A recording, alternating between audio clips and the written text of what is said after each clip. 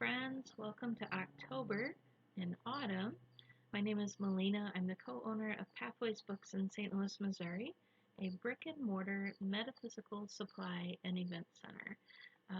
This 31 Days of Samhain was created out of our wonderful Facebook group we have. If you're not part of it, you should definitely join. They're a wonderful group of folks. The Facebook group community was started during the time of the pandemic. So if you're watching this at a later date, please know you can do hard things. You did get through it.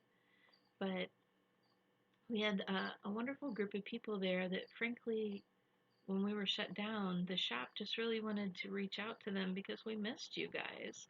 And what happened after that was just this wonderful community of people.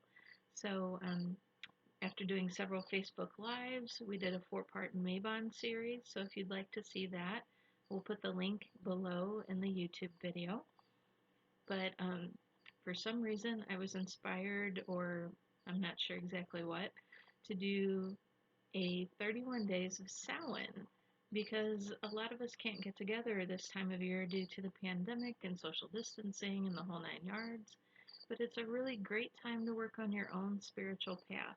So I'm coming to you from my home. This is my little corner that I usually have set up for our Facebook Lives.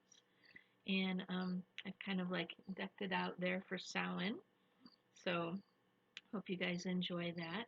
But before I begin, and I mentioned this before in the Mabon series, please understand that anything that I share with you is just my experience, and your experience is totally yours. That's why they call it a personal spiritual path. So feel free to um, allow your path to be creative and inspired. And that's the nice thing about paganism that we touched on a little bit when we talked about Mabon. It's ever evolving and growing, and it is not a tradition that remains stagnant for any stretch of the imagination. So today I wanted to just kind of go over a little bit of an intro for you for what you can expect from the next 31 Days of Samhain. I have a lot of notes, which I have plastered all around here so I don't lose my track. But I wanted to take some time before we begin to make a few suggestions.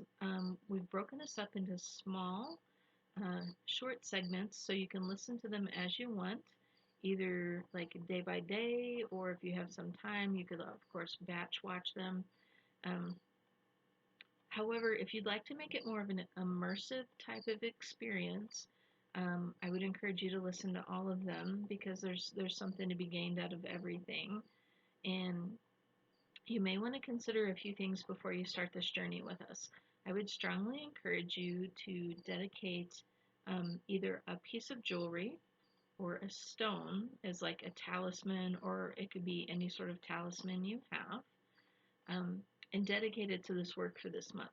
So the importance of doing this is you add energy. So like a lot of times if people burn a candle, if they burn it once and it's once and done, then that's the energy that's with that. However, if you put yourself in an immersive experience like this, you're going to add a little bit of energy to it each day, and that's going to help the energetic around it grow. And there's another reason you may want to do this too. There is such a thing as called talismanic magic or subconscious magic. So if you were to take an item, like, okay, I have a pen, we're going to use that. So like if you were to take this item and to meditate with it or consecrate it and say something to the effect of, I'm going to use this for prosperity, whatever that involves for you.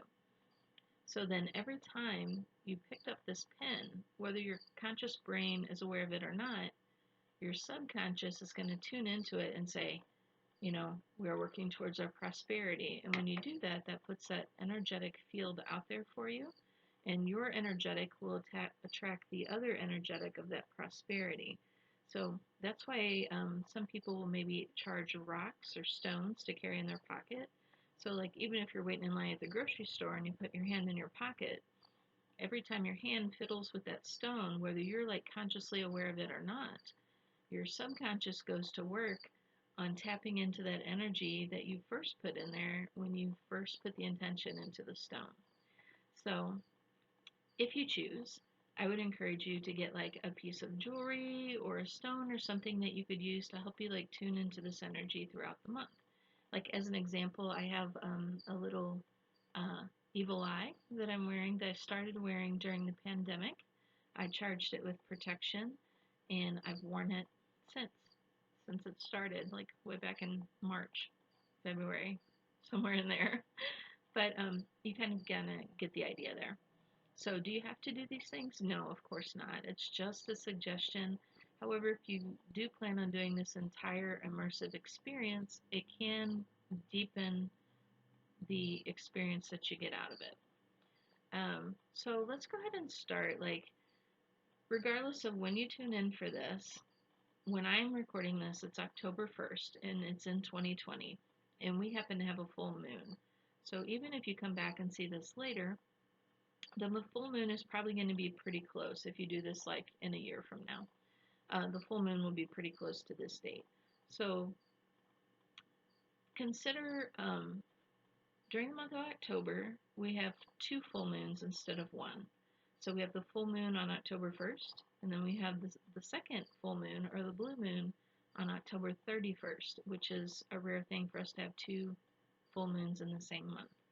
So to begin with, before we even start our Samhain experience, you may want to tap into this energy of the full moon. So you can do things like making moon water, which is as simple as like taking your water and setting it out where it can get the energy from the moon. You can set it in a windowsill on the side of your house where the moon comes in through the window. And you can do this again later in the month because, as I said, we have two full moons this month. When the moon is full, it's at the height of its energy. So if you're working on growing something, that's like at your pinnacle point when things grow and become full. Or anything that you're working on growing, like people grow prosperity. If they're working on a goal they want to achieve, like maybe getting a job or anything like that, that's a great thing to work with during that time. If you've been following our Facebook page, you'll know that our lovely Karen, also known as Reiki Mama, has created moon water just like this. So I'll put that link in there for you as well in case you want to do that. And you don't have to just do that during Samhain. You can do that anytime the moon is full. But again, if you missed it, I'll put a link in the description box below so you'll have it. So we'll be able to take advantage of this full moon energy not once but twice during the month of October, because we'll have that second full moon, of course, on Samhain proper, or also known as Halloween or All Hallows. So during this month, we'll actually be able to take advantage of the entire moon cycle, because we're starting with the full, then we'll go to the new moon, and then we'll go back to the full moon. So we'll have a lot of opportunities to tap into moon energy for different things during this time. So as I was taught by Reverend Deborah Bourbon, not to name drop, just to give you guys an idea of where I'm coming from, you have the energy of the full moon to work with for about 3 days. Typically, it's like right before or right around when the time goes full, and then when you can visually see it in the sky, when you notice the moon starts to not be quite so round, then you should stop working with that full moon energy, which again is typically about 3 days.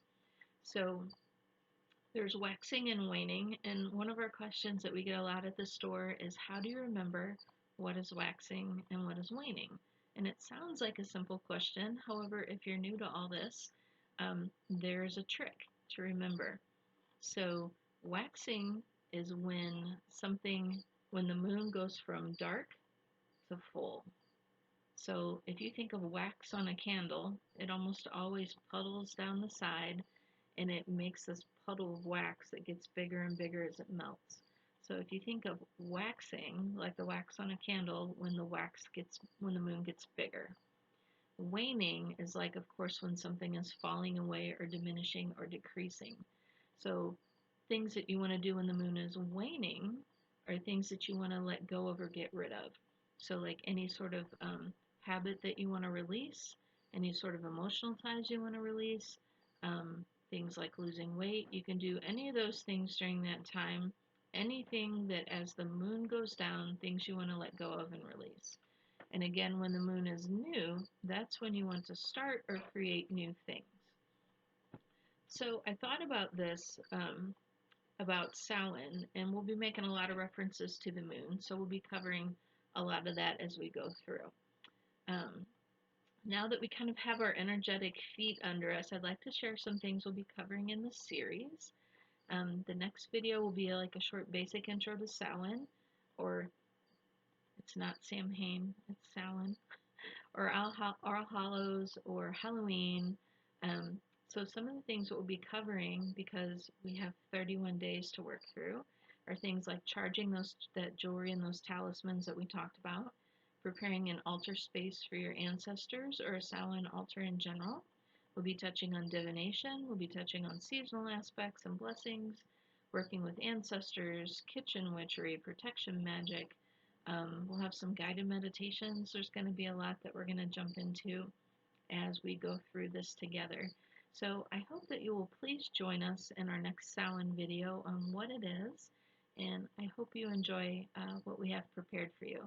And again, always, if you have more questions, you can always go to our website at www.pathwaysstl, two S's in the middle, .com, or you could always call the shop at 314-842-0047. In the meantime, thanks so much for joining us, and we look forward to having you on this journey. Thank you.